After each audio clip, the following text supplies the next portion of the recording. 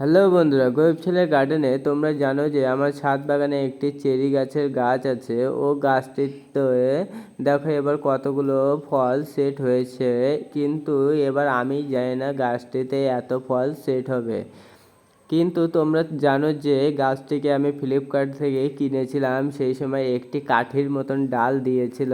ও ওই ভিডিওটার আমি শর্ট ভিডিও আপলোড করেছিলাম, 10K ভিউজ গিয়েছিল, তোমরা অনেক লোকই জানো।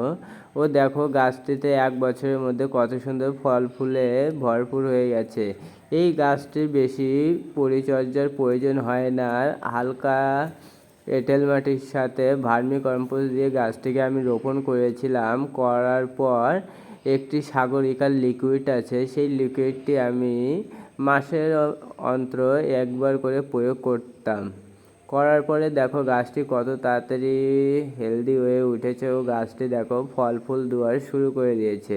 দেখো চেরি ফল কেমন হয় আমি তো জানি না, তোমরা বলো এই পাতা দেখে এই ফলটি কেমন হবে। কিন্তু এর আগে আর একটা গাছ আছে নিচে এরকমই সেম, ওই গাছটির ফল খেয়েছি, অনেকটা টক ও 3টি করে বিচি থাকে।